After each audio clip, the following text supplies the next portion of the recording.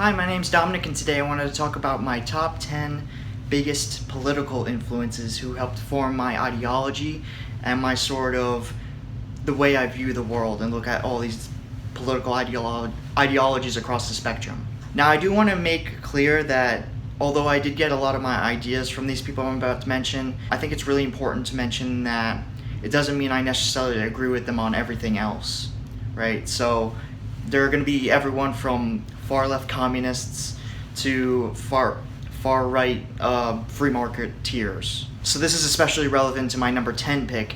It's Leon Trotsky. Now, Leon Trotsky was a communist and helped lead the Russian Revolution of 1917 and helped establish the Soviet Union. Now, it's not exactly that I admire his ideas or his actions. It's more that I find who he was, the idea of him, very interesting. And it made me realize how complicated the world truly is. How you can be so anti-Stalin and anti-Stalinist, but still be a communist. I didn't know that. And that introduced me into the world of far left ideologies and helped me learn more about the world back then. And I find another thing to add about him, which I think is really interesting, he's a really good writer. I've read a lot of his essays about Adolf Hitler, for example. He seemed to think that Hitler was more of a threat than everybody else thought at the time. So he seemed to be a smart intellectual for the time, although I don't want to demean, I don't want to downplay all the horrible crimes he committed, because, I really don't think he was a very good person, but he's an important figure to look at. Stalin's trial against me is built upon false confessions, extorted by modern inquisitorial methods in the interest of the ruling clique. His trials developed not from communism, not from socialism, but from Stalinism, that is, from the irresponsible despotism of the bureaucracy over the people. My number 9 pick is Adam Smith. He's considered basically the founder of modern economics. He sort of coined the term the invisible hand, the idea that when we work in our own self-interest through the economy, we benefit others. So when a rich businessman goes out and starts a business, he benefits people because he has to employ them, give them a salary, give people jobs, give out manufactured goods that he produces, all in the pursuit of his own wealth. And that sort of, I guess, blew my mind. I didn't really think of economics in that term, and I didn't really think of capitalism in that way before. So I found that very helpful. It is not from the benevolence of the butcher, the brewer, or the baker that we expect our dinner, but from the regard for their own self-interest. So that was a specific quote that kind of blew my mind. And also his writing is about the division of labor, where if we specialize, it contributes to the economy as a whole. Now, my number 8 pick, I'm sort of cheating here, and full disclosure, I do consider myself a libertarian, so I'm in favor of free market capitalism, that sort of thing. So I can't complete a list without adding Congressman Ron Paul and his son, Senator Rand Paul. Now, I was in high school when Ron Paul was running for president in 2008 and 2012, so I wasn't really paying attention at the time, and I considered myself a liberal. But Senator Rand Paul has been very influential on me. I've been watching a lot of him participating in government, and I find him to be the one in Congress that represents my views the most. So I think that's one of the reasons why they both influenced me very much so. And Ron Paul really stuck out amongst if you go back and watch the Republican debates, the Republican primaries in both 2008 and 2012, he really sticks out because both him and his son, when his son was running in 2016, both were very principled. I'd like to also go back to, though, another question, which is Donald Trump a serious candidate? The reason both railed against government surveillance, our overbloated military, and while still being fiscal conservatives. We're under great threat because we occupy so many countries. We're in 130 countries. We have 900 bases around the world. We're going broke, but we're there occupying their land. And if we think that we can do that and not have retaliation, we're kidding ourselves. We have to be honest with ourselves. This whole idea that the whole Muslim world is responsible for this and they're attacking us because we're free and prosperous, that is just not true. Osama bin Laden and Al-Qaeda have been explicit. They have been explicit, and they wrote and said that we attacked America because you had bases on our Holy Land in Saudi Arabia. You do not give Palestinians a fair treatment, and you have been bombing. I didn't say that. I'm trying to get you to understand what the motive was behind the bombing. At the same time, we had been bombing and killing hundreds of thousands of Iraqis for 10 years. Would you be annoyed? If you're not annoyed, then there's some problem. Now, number 7 is the economist Ludwig von Mises, who lived towards the early 20th century. I've only read a couple of his works, but I'm definitely looking to more of his stuff. I've read The Anti-Capitalistic Mentality, and now I'm in the middle of reading Liberalism, the classical tradition. I find his writing style very easy to digest, and I find his ideas very relevant even to today. I don't have much to say about him, but even the little that I've read, he's become influential on the way, I think. Number 6 is George Orwell, my favorite democratic socialist. Now, I used to consider myself on the left and sort of in the ilk of that realm, and what was influential on me was reading 1984 in high school. That was my first work of his that I read, and then after that I read Animal Farm. In fact, that afternoon I was just planning on reading the first couple chapters, and I loved it so much I read it entirely in one afternoon because I just couldn't put it down. And that's what got me interested in Trotsky, Stalin, and the entire Soviet Union, the history of it, the Russian Revolution, etc. And I went backpacking across Europe a couple of years ago, and in Paris I picked up one of George Orwell's collection of essays, and I was reading through it, and there's one particular one that sticks out to me, and it's probably one of my favorites. It's called The Lion and the Unicorn, Socialism and the English Gentleman. That sort of impacted me because it truly made me understand what democratic socialism truly was and what its principles are. This was in the middle of the 2016 election where we had populists like Donald Trump and Bernie Sanders running against each other, and Bernie Sanders was propelling the ideas of democratic socialism, and I didn't entirely know what they meant.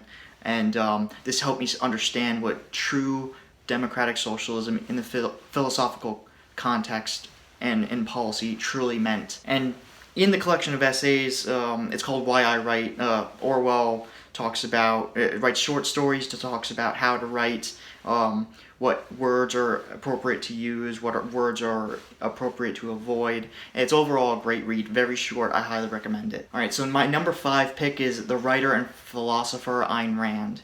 Now, she comes off as very cold to me in personality. You are out to destroy almost every edifice in the contemporary American way of life, our Judeo-Christian religion, our modified government-regulated capitalism, our rule by the majority will.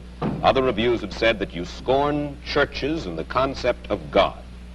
Are these accurate criticisms? Yes. And the more I read of her, the more I find myself criticizing her. But she was very impactful on me in the idea of her philosophy of objectivism. And I found myself gravitating more and more towards that philosophy. But the more and more I'm reading, like I just read We the Living, and I'm about to get done with Atlas Shrugged, and I find the way she writes her characters and the way she writes moral virtuousness to be definitely not the way I want to live my life. So I think she's very valuable. I think her idea of the virtue of selfishness, as far as I understand it from her interviews, that sort of impacted me and helped me become sort of, I guess, a better person, more mentally healthy, because I sort of realized the value of self-interest and benefiting myself and building my own self-esteem and confidence, and how that benefits the world overall. I hold that if man wants to live on earth and to live as a human being, he has to hold reason as an absolute, and that he must not force other people nor accept their right to force him, that each man must live as an end in himself and follow his own rational self-interest. Alright, so my number 4 pick is the neuroscientist and self-proclaimed famous atheist Sam Harris. Now, I originally got into him in 2014, 2015 when I left Christianity and became an atheist, and I didn't really know how to go about that, so I found the Four Horsemen: Richard Dawkins, Christopher Hitchens, Sam Harris, Daniel Dennett. And Sam Harris is someone who has consistently remained relevant to me. I listen to his podcast as much as I can, Waking Up. I highly recommend it. He has a lot of great thoughts on there. I do have my criticisms of Sam Harris, and I say I disagree with 75% of his politics because he's on the left. But I find his opinions always valuable, and they help me rethink things. And I find his analysis of identity politics, just look up in Google, in YouTube, search Sam Harris identity politics. It's an animated video. I think he's so on point there, and that helped me reevaluate the world too. Now, I do have my criticisms of him. There's another great video called Why I Stopped Idolizing Sam Harris. It just sort of recently came out. It's very well done, and just search that in the YouTube bar. And it has very good criticisms of the neuroscientist and why you should take everyone you idolize with a grain of salt, because I pretty much agree with everything in there. So if you want more of my opinions on Sam Harris and what I would criticize him for, just look up that video. And I also find him helpful because he has legitimate criticisms of the left and the whole SJW political correctness movement. When you want to talk about the treatment of women and homosexuals and free thinkers and public intellectuals in the Muslim world, I would argue that liberals have failed us. And the crucial point of confusion, thank you. Thank God you're here. Well, I mean, the crucial point of confusion is that we have been sold this meme of Islamophobia, where every criticism of the doctrine of Islam gets conflated with bigotry toward Muslims as people. Right. And that is it's intellectually ridiculous. Even it gets. But he also, which I think are valid, but he also has some really great criticisms of the right wing as well, and how reactionary they can be. Sort of I think sometimes the anti-SJW movement can be just as bad as those they criticize. Only secular, liberal, and former Muslims, frankly, can police this for us. I mean, this is a war of ideas, a civil war of ideas that has to happen within the Muslim community, and we have to help them win it. But we don't do that by putting up a blanket ban against Muslims. And I mean, you've had people on your show which are exactly the sort of people we want empowered, like Azra Nomani and Ayaan Hirsi Ali, and I mean, my colleague Majid Nawaz. All right, so my number 3 pick is another person from the left, Noam Chomsky. He originally came to prominence in the 1950s as a professor at MIT, where he became basically the Sigmund Freud of linguistics. After that, he became very involved in protesting the Vietnam War in the 60s, and he became a huge anti-war, new left critic of American foreign policy. And later on, he would expand on his political philosophy and ideas and reveal himself to be an anarchist, more specifically an anarcho-syndicalist, basically a communist who believes in voluntary communal activity without the force of a state. Now, a federated, decentralized system of free associations incorporating economic as well as social institutions would be what I refer to as anarcho-syndicalism, and it seems to me that it is the appropriate form of social organization. Now, the reason why I admire him so much is because after reading him and watching his lectures and everything, I developed my foreign policy positions. I used to be pro-interventionist, sort of like Christopher Hitchens was, but after reading Chomsky and after listening to his lectures and so on, he sort of made me reevaluate the way I look at the world. His analysis of saying how if somebody else does something bad, like ISIS, if they behead a reporter, we need to condemn them. But if the United States does something just as bad, like the Indonesian invasion of East Timor, which was a genocide that the American government armed, we need to criticize that too, and we need to make sure that doesn't happen in the future. And I found that very, very valuable. Taliban. He said, I wish Noam Chomsky had been with me in Romania in the 70s or the 80s, just one of the 7 or 8 Warsaw states with just one of the 7 or 8 prison systems with 700,000 political prisoners. Adult choice of foreign policy is made on distinctions. The argument that Chomsky makes has no distinctions because there's a difference between the quantity and the kind of dictators that America supported and the quantity and the kind of things we went in communist world for 44 years. Okay, so let's take his example, Romania, Ceausescu, hideous regime, which he forgot to tell you the United States supported right till the end, as did Britain. So the example that he gave is a perfect example, and it's a small example. because we support much more brutal regimes. What honest people are saying, this seems to be incomprehensible, is that we should keep to the elementary moral level of the Gospels. We should pay attention to our own crimes and stop committing them. And we have a massively subservient intellectual class, of which he's an illustration, which will support U.S. atrocities no matter how awful they are. But he says this is real politics, that Chomsky's off in another land with his gospel, that he says, look... Forget gospel. I'm talking about the most elementary morality.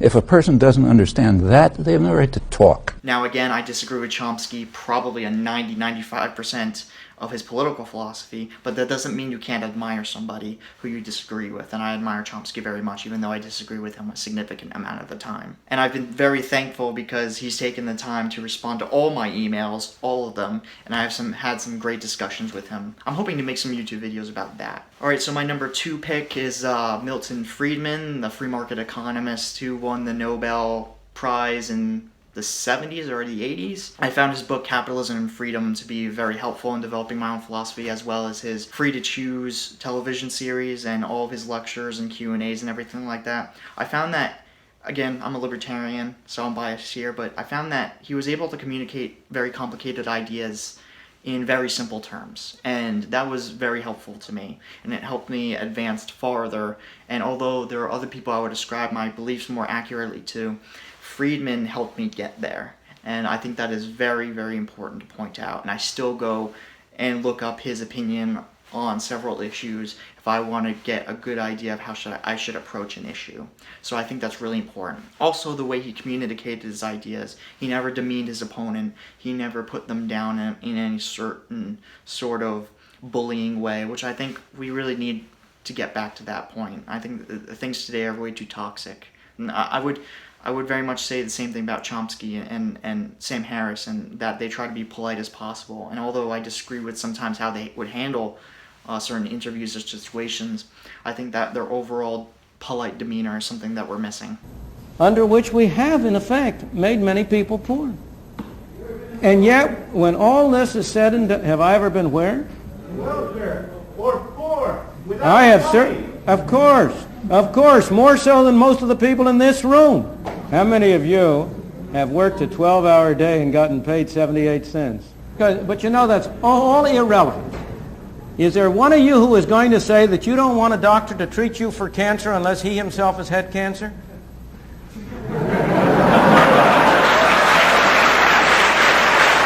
And my number 1 pick is definitely Christopher Hitchens. Hitchens was again, one of those 4 horsemen of atheism. But I found, and although that's brilliant, he had some amazing arguments, some of which I still listen to today, just for his wit and his vocabulary and vocal style. Religion, it might be said, makes extraordinary claims, but though I would maintain that extraordinary claims require extraordinary evidence, rather daringly provides not even ordinary evidence for its extraordinary supernatural claims. Therefore, is it good for the world to appeal to our credulity and not to our skepticism? Is it good for the world to worship a deity that takes sides in wars, to terrify children with the image of hell and eternal punishment, not just of themselves, but of their parents and those they love? Perhaps worst of all, to consider women an inferior creation. Is that good for the world? And can you name me a religion that has not done that? But I would say today, the more and more I look into him, it's more of his politics that I look at, and how he evolved over time, being a Marxist, Trotskyist, socialist back in the day, during the 60s and during the anti-war movement, being a big ally of Noam Chomsky, and them even speaking at events together. What I find interesting is their falling out that they had after 9/11, and Hitchens supporting the Iraq War and the Afghanistan War, and even voting for Bush, which, if you knew Hitchens 10 years before that, is completely inconceivable. He also, it was not necessarily his ideas that I found to be interesting, but how he got to those ideas. There's one quote that I absolutely live my life by that he says in his book, Letters to a Young Contrarian. The essence of the independent mind lies not in what it thinks, but in how it thinks. I can't tell you how valuable I find that quote, and I think about that quote several times every day whenever I'm listening to someone or talking to someone or watching someone on the news or anyone giving their opinion. It's really important to me to analyze how they came to that position rather than the conclusion itself. I think that's missing from a lot of the discourse today. And that's what I admired about Hitchens. Again, he's one person I disagree with across the board. I'm anti-interventionist. I think the Iraq War and Afghanistan War were a mistake. I don't think socialism is great. I don't think Marxism is great. But it was how he came to his conclusions and his wit and his style and his... You have to believe that somehow that this energy could have existed on its own, and I do not believe that to me is a leap of faith. You give me the awful impression, I hate to have to say it, of someone who hasn't read any of the arguments against your position ever. I've read all the arguments. I don't see how you can be saying this. Look, and his wit and his style and his prose and his books are brilliantly written. That's what I admire about him. I always look forward to going back and finding an issue and getting to know what his opinion was of that issue, even if I didn't disagree with it. I think it was Pendulette who said that Hitchens is one of those few people where you can disagree with them and not get extremely depressed about it. You could get excited about it. You would look forward to learning from them and what they have to say. And that's how I approach every situation going forward. And I really hope that's how more people would approach that situation. And I really, really, really wish Hitchens would be around today. Unfortunately, he passed away in 2011 from esophageal cancer, and I would give anything to know what he would think about what's going on today, and what he would say about the president, and for better or worse, whether he would support him or not. He's one of the people who actually got me interested in Henry Kissinger and helped me develop his opinion about him. So I did agree with Hitchens a lot of the time. Killing a democratic, conservative constitutional officer in a neighboring democracy with which the US is not at war, and a country, by the way, that can threaten nobody, Chile, in collusion with a fascist criminal group, is not anti-communism. It is, in fact, collusion with fascism. But I'd go further and say that I don't greatly care to be lectured on anti-Stalinism by Mao Zedong's best friend, by the man who is paid by the Stalinists in Beijing to this day to defend the massacre of their own young people in Tiananmen Square. I won't have it from him that he's doing this against communism. It's just another of the constituents of the gigantic lie that constitutes his reputation. He's a thug, and a crook, and a liar, and a pseudo-intellectual, and a murderer, okay? All of those things are factually verifiable. Factually verifiable. So I guess my point of this video was just to get that out of my system, and also to ask anyone who happens to be watching this, who are your biggest political influences? What should I read by them? What should I watch? And what else should I look into? Who should I look into? What philosophy should I look into? It's really, I'm hungry for knowledge, and I'm hoping to get that I'm hoping more people will watch this and comment as much as possible so I can learn as much as possible. Thank you very much.